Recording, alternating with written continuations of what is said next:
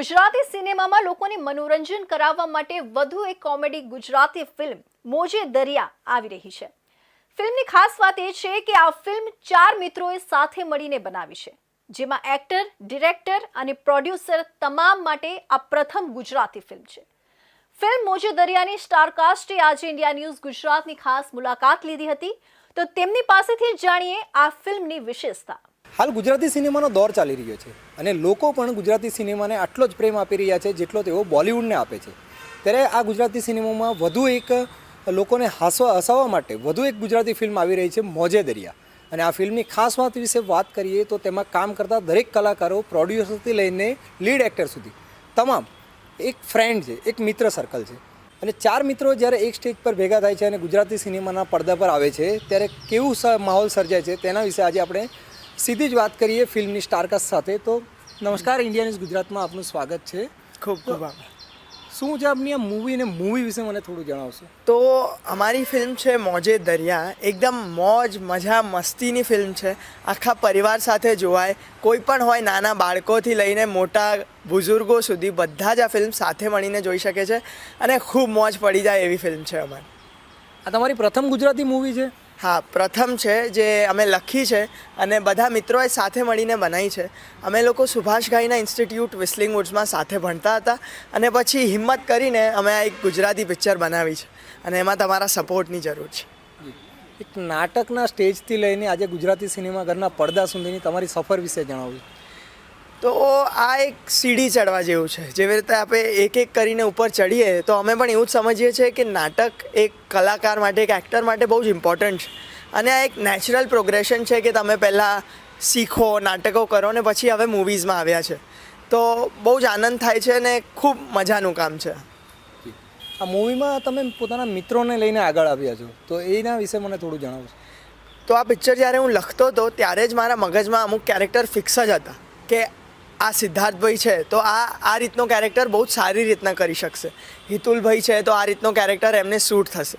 એટલે હું જ્યારે લખતો હતો ત્યારથી જ મારા મગજમાં મારા મિત્રો, કેમ કે મને ખબર છે કે એમની એક્ટિંગ કેટલી સરસ છે, એમના પ્લસ પોઈન્ટ શું છે, કઈ રીતે આપણે એકબીજાનો બેસ્ટ યુઝ કરી શકીએ. જી, હવે આ મૂવીમાં કોમેડીની સાથે સાથે દર્શકો માટે શું મેસેજ રહેલો છે?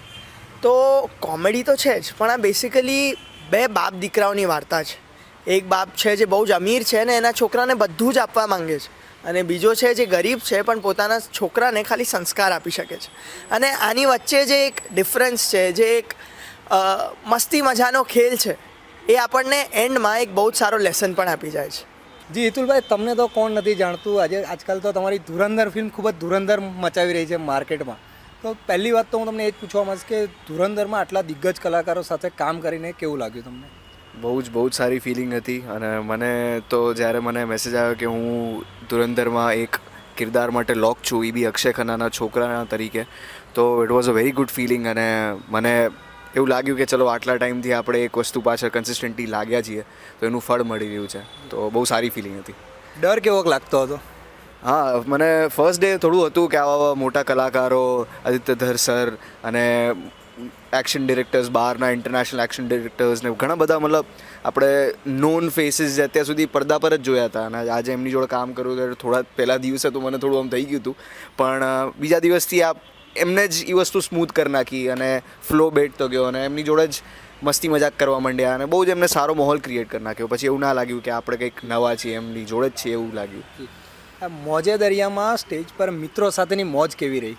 મિત્રો સાથેની મોજ બહુ જ જોરદાર રહી. મોજે દરિયા તો એટલું ક્લોઝ છે મારા માટે, કારણ કે જેમ તક્ષભાઈએ કીધું કે એમને આ કહાની લખી છે અને અમે બધાએ ભાઈબંધોએ ભેગા થઈને આ પિક્ચર બનાવી છે. અમે સાથે એક્ટિંગ કરતા હતા, અમે સાથે એટલા બધા પ્લેસ કર્યા છે અને સ્ટેજથી લઈને અત્યારે કેમેરા સામે પરફોર્મ કરવું, એકબીજાને કેવું કે આ વસ્તુ ઓછી કરી શકે, વધારે કરી શકે, એકબીજાને સપોર્ટ કરવો, એકબીજાને કેરેક્ટરમાં જવા માટે પુશ કરવું, બહુ જ ફ્રેન્ડલી, મસ્તી સાથે સાથે પ્રોફેશનલિઝમ મેન્ટેન કરીને એકબીજાને સાથ સહકાર આપીને સપોર્ટ દઈને અમે બહુ જ અદ્ભુત પિક્ચર બનાવી છે. મોજે દરિયા કે જેમાં તમામ લોકો હવે મોજ કરવા જઈ રહ્યા છે અને એમાં પણ લીડ એક્ટર તમે છો, તો મને એના વિશે થોડી જણાવજો કે તમે લોકોને કઈ રીતે મોજ કરાવશો?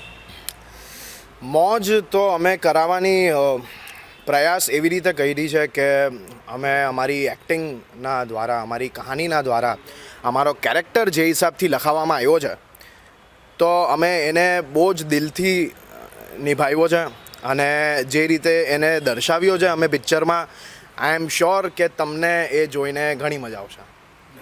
અને મૂવીની સ્ટોરી વિશે થોડું જણાવજો.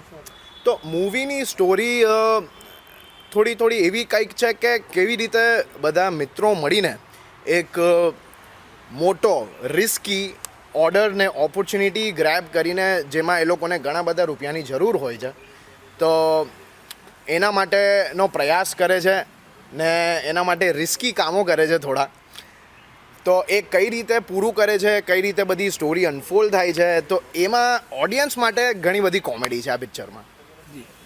જ્યારે વાત કરીએ શૂટની, તો શૂટમાં તો પહેલાં તો બધા મિત્રો જ હતા, મતલબ તો એમાં કોઈ બોસ હતું કે કોઈ એમ્પ્લોય, એવો કોઈ માહોલ, ફની મુમેન્ટ્સ કોઈ? તો મતલબ હવે મિત્રો જ છે બધા, આપણું ઘરનું પ્રોડક્શન હતું એટલે એ વસ્તુ બહુ સારી હતી કે અમારા પહેલાં પિક્ચરમાં અમે આટલા કમ્ફર્ટેબલ રહ્યા અને બહુ સારી રીતે અમે અમારું કામ કરી શક્યા.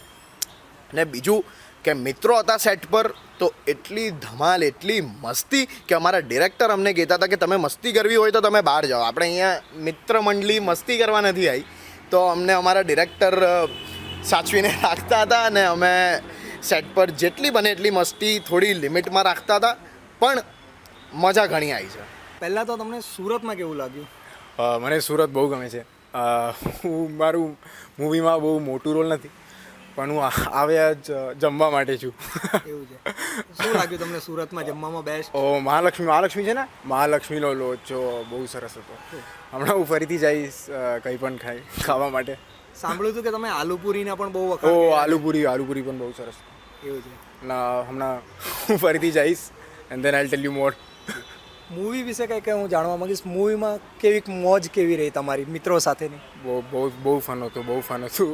બધાની સાથે બહુ ફન કર્યા સેટ પર. તો આપણે વાત કરી મોજે દરિયા ફિલ્મની સ્ટારકાસ્ટ તેમજ પ્રોડ્યુસર સાથે સીધી જ વાત કે તેમણે સુરતમાં કેવી મોજ કરી અને તેઓ દર્શકોને પણ હવે કેવી મોજ કરાવી રહ્યા છે. તો આવનારી 16 જાન્યુઆરીએ આ ફિલ્મ ટૂંક જ સમયમાં થિયેટરમાં રિલીઝ થવા જઈ રહી છે, તો ત્યારે પણ તમે પણ જોવા જજો મોજે દરિયા.